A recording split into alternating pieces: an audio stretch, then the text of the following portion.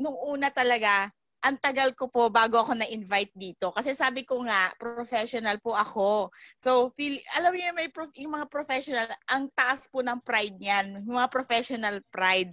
Sabi ko, okay naman ako. Okay naman ang sahod ko. Pareho kami engineer ng asawa ko. So, bakit ako mag-join dyan?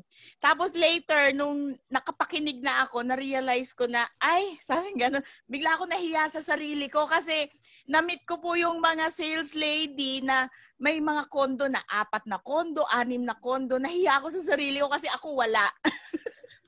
wala ako. So sabi ko, inisip ko, paano nila na-acquire yun, paano nila nababayaran yung mga properties na yon. So ako kasi naghahanap din ako ng mga business. Alam mo naman, gusto natin mga traditional business, ganun, hindi pa tayo aware sa freedom business.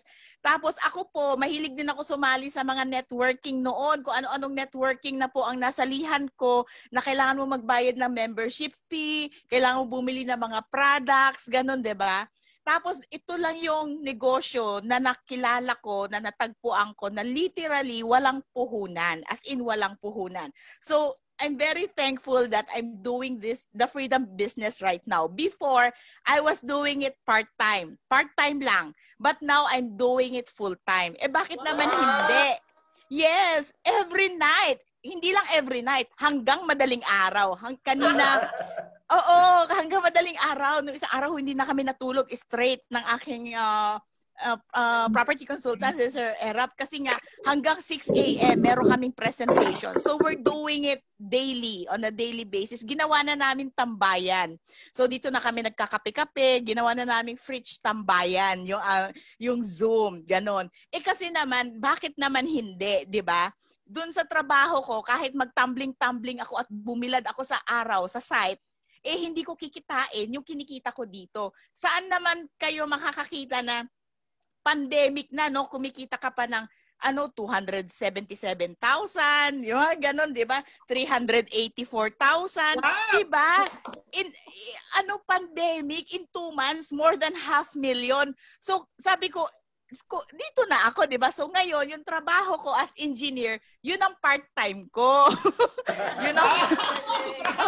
yun ang part-time ko. Yun. Kaya very thankful ako sa freedom business kasi hindi lang yung financial ang nabago sa akin, pati yung mindset at kung paano natin i-share sa ating mga kapwa OFWs. Yung bang gusto mo na lahat sila mag-join kasi nakita mo yung opportunity, nakita mo yung pagbabago. Wala naman na wala sa akin. Engineer pa rin ako, 'di ba? Ako pa rin yung president ng PICE. So, kumbaga nagdagdag lang tayo ng income. Yun, at the end of the day, yun lang naman talaga yung gusto natin, 'di ba? Kaya tayo nag-abroad. So, I'm very thankful sa freedom business. So, sa lahat ng nandito ngayon sa Zoom, ay nako, kung sino man nag-invite sa inyo, mag-join na kayo at hindi kayo magsisisi at this is the best opportunity really. So I'm very thankful. Thank you, Sir Ringo. Thank you, Mudra.